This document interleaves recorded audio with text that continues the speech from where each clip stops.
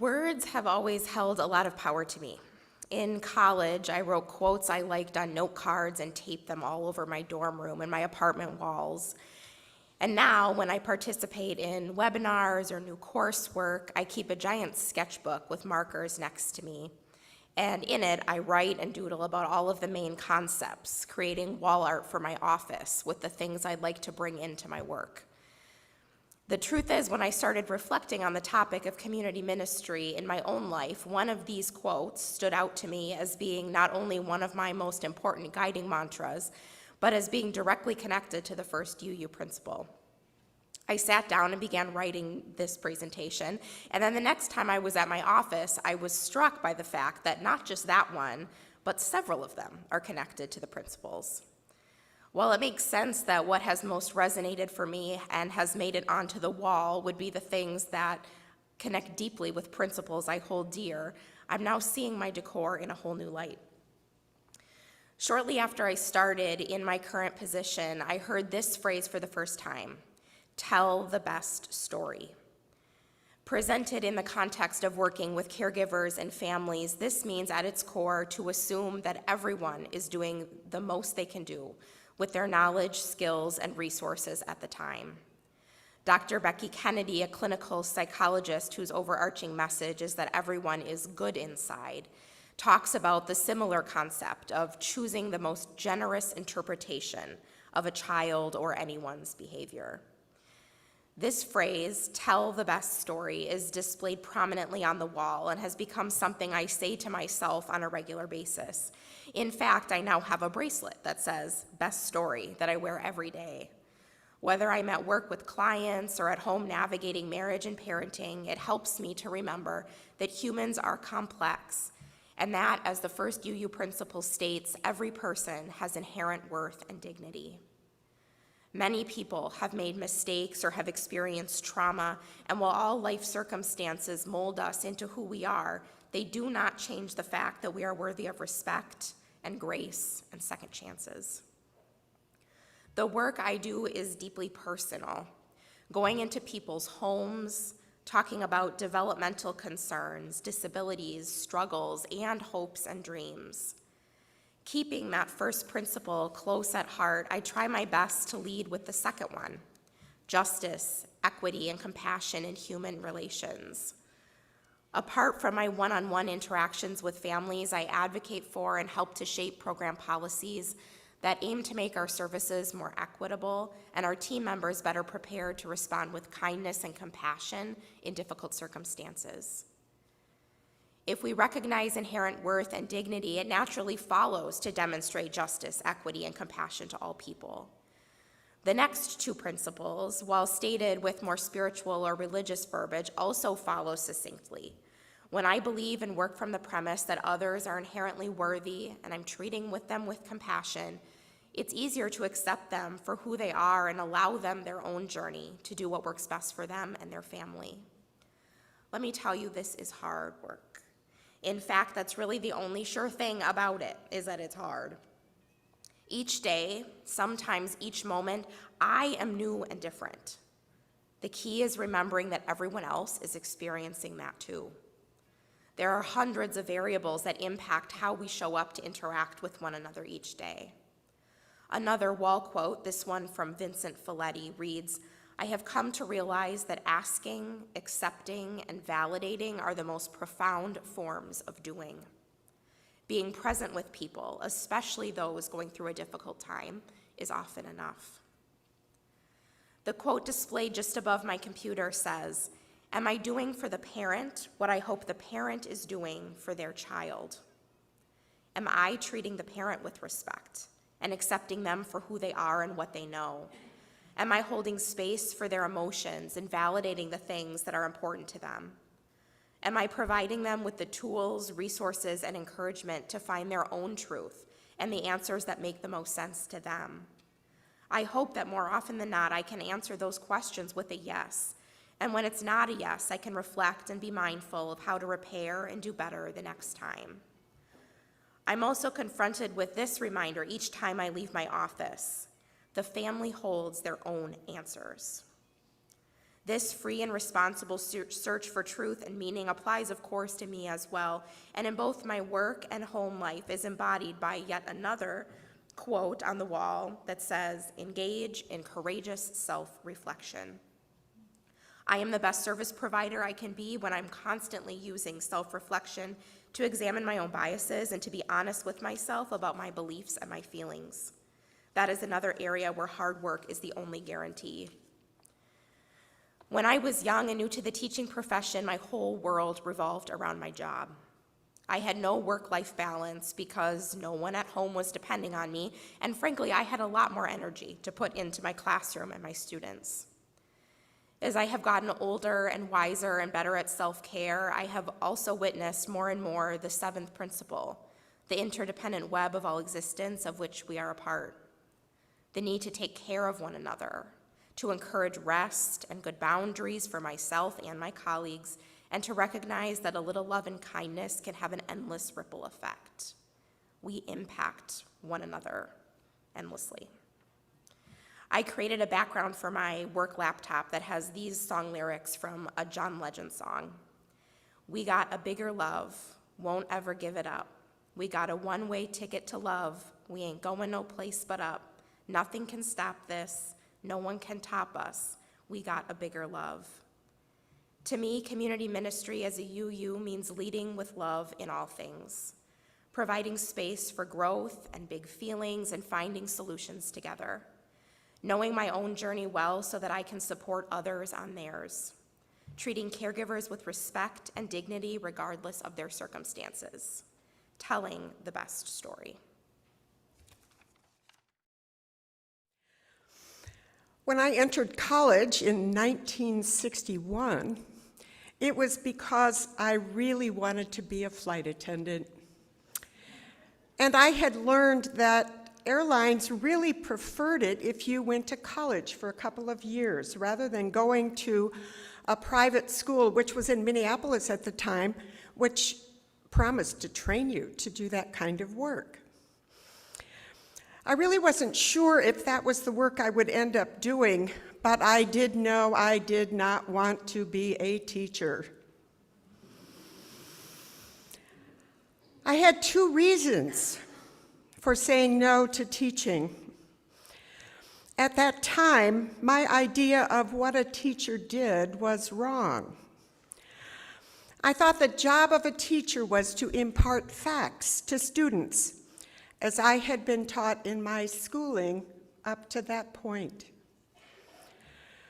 From a grade school class of 8, I was then bused 10 miles to high school to be part of a much larger class of 58.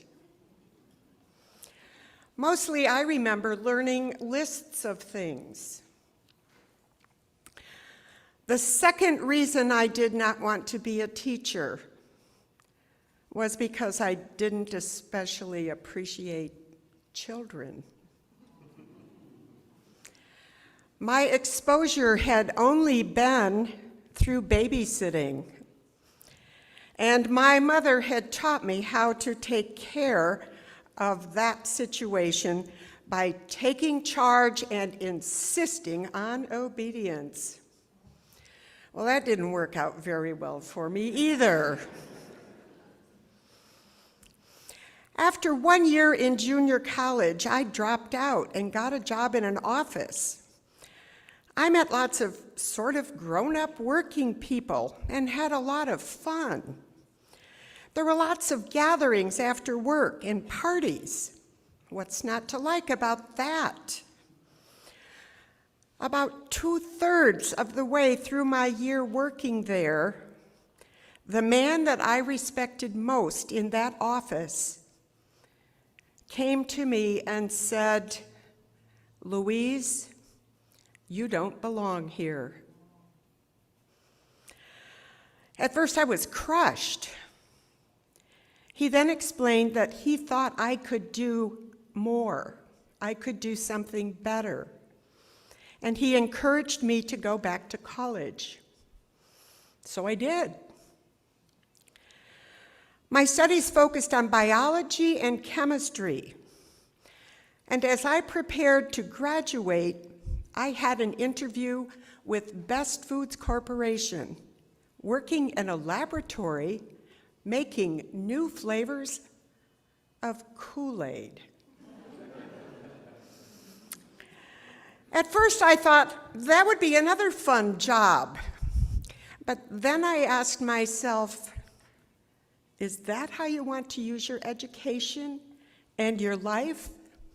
You don't even like Kool-Aid. And that's when I decided to investigate teaching as a career. As my teaching progressed through jobs, first on the south side of Chicago, and then Aurora, Illinois, and finally Merrill, Wisconsin, my ideas of what a teacher did continued to evolve. At first, I taught information to students. Information is important, but how a person gets information is probably more important. My teaching was high school chemistry. I emphasized to students that I knew most of them had no plans to be chemists, but I did expect them to be responsible voters, parents, and citizens. And in order to do that well, there were some basic ideas about how the natural world works that they needed to understand.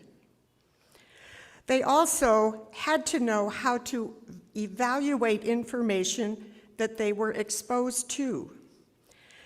They needed to know how to get valid information and sort it out from non-reliable sources.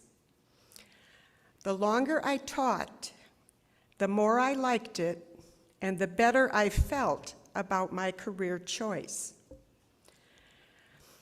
So how do I use my career experience outside of a school environment?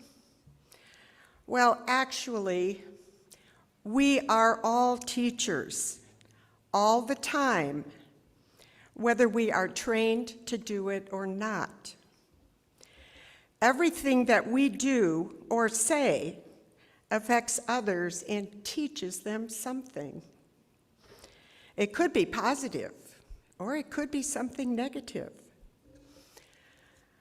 We have to all continue to encourage those that we interact with to be curious. We must also encourage them to look for reliable information to answer the questions that they have.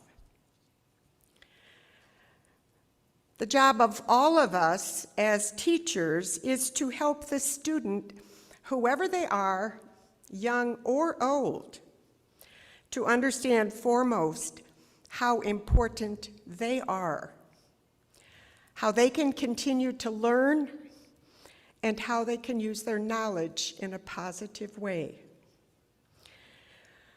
We here are a room full of teachers working together for a better world. Together, we can make a bigger difference.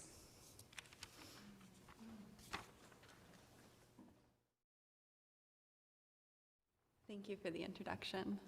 The 8-month-old is not here. He was sleeping when I left, so maybe he still is. I'm Allison. My pronouns are she, her, and hers, and I'm an assistant professor of mathematics at UWEC. My responsibilities include teaching, mathematical research of my own, research with undergraduate students, and service to the department, university, and profession.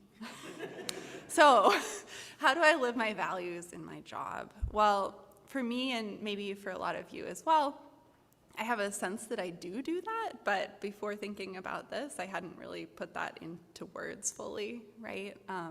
I know that I try to do my job well, with integrity, and with the knowledge that there is the possibility that my words and my actions will have a long-lasting impact on my students, either positive or negative, right? When I said that I'm a math professor, how many of you in your head said some version of, ugh? Is it because because you had a negative experience, right? I think we all can remember at least one teacher who made us feel like we weren't enough. And hopefully we all had at least one teacher who made us feel the opposite. Hopefully I do that sometimes. That's my goal. And I don't succeed every time, but that's the goal out there, right? About a year ago, I participated in a workshop where we were asked to write a professional mission statement. The idea was to create a guiding statement, one that we could turn to when we were making decisions about teaching, research, or service. Mine is a work in progress, but the current form is the following: to invite diverse students into the math community by 1, creating engaging and supportive classrooms, and 2, relevant and ethical research experiences. So how does that relate to our UU values, and how do I live those values at work? The first 2 UU principles stood out to me, and for those of you who have forgotten the exact wording, the first one is the inherent worth and dignity of every person, and the second is justice, equity, and compassion in human relations. The inherent worth and dignity of every person. Every single one of my students is worthy already and deserves my time and respect. It's not always easy to do that, particularly when I don't feel that value being reflected back at me. But I do think it's incredibly important. Your worth is inherent. That means that your worth doesn't depend on whether you remember how to solve for X. It doesn't depend on your exam score. It doesn't even depend on whether you pass my class, right? Students often tie math, I think in particular, to academic worth, and sometimes even to human worth, and that's really difficult to watch, right? So I do my best to make time to learn about my students. Who are they as humans, right? What are they great at? Because there's definitely something, probably many things, that they're better at than I am. What are their goals? What are their dreams? One of my assignments asks my students to read narratives of resilience written by a collection of mathematicians. My goals are to humanize mathematics and to normalize the productive struggle that those mathematicians all went through as well. And I also want to expose them to a diversity of people who have found things to love about math and learning in general. I find that when my students reflect on these narratives, they write a small reflection for me and discuss in class with each other, they find something to relate to there, even if they aren't, math people, if there is such a thing, which maybe not. Maybe we're all math people, right? And I think that gives them a sense of connection to the subject and to each other and hopefully to, their education writ large. And I think this sort of leads into the second principle, justice, equity, and compassion in human relations. There are a lot of people, maybe a lot of professors, especially probably in STEM, who will tell you something like they just teach the material. And I'm just teaching math, they'll say. The things that happen outside the classroom aren't changing anything about how I teach, right? But the things outside the classroom do matter, right? Because our personal stories and our identities and the way we're experiencing the world affect who we are when we come into the classroom and whether we feel like we belong in that classroom, whether we find community. So one way that manifests itself, this effect of the larger world on my classroom, is that sometimes my class isn't the priority. And I think that makes sense, right? The spring of 2020, the beginning of the pandemic, I think was a real eye-opener for a lot of professors. It was a chance to glimpse into the lives of students and their struggles, right, outside of the classroom. I actually wasn't teaching that semester, but that early pandemic compassion that we showed one another, I think, is a silver lining of the pandemic, and it's something that I try to remember in my teaching and my relationships with students now, right? That they're humans sort of outside of the classroom and they have things going on that I don't know about, right? So one thing that I do is I give them a couple of no questions asked extensions on their homework assignments, and I let them decide when to use those. They don't have to tell me anything about why they're using them, and I have found that that trust is really, it's helpful for me and hopefully for them as well in sort of making this connection between each other and showing them that I sort of trust the decisions they're making. I mean, they're adults, right? And I have found that they don't abuse that trust, and they really make the choices that they need to make for themselves to keep themselves healthy and happy and be able to come into the classroom and engage with the material, right? Beyond the classroom, and this is going to be a slight shameless plug, but I have had the chance to help with the math department's Sonia Kovalevsky Day for the last couple of years. Sonia Kovalevsky was a Russian mathematician. She was the first woman to earn a PhD in Europe and the first woman to hold a full professorship in Europe. SK Day is a math workshop designed for middle and high school women and non-binary students. I really love helping out with it. I love the chance to share a love of math with younger students and also to connect them with women in the field. The path through a male-dominated field isn't always easy, as I know a lot of you know already. But in my experience, community and a sense of belonging makes it something that's feasible and hopefully enjoyable as well. So my shameless plug is that our registration form is up. So if you know of any middle or high school girls or non-binary students who might be interested, it's in March. I am not going to solve the problems with higher education in the US in my position. I'm not going to solve the issues of diversity in STEM in my position, but if I can make a difference in the lives of my students, I think that's enough. I think that's important work. So thank you.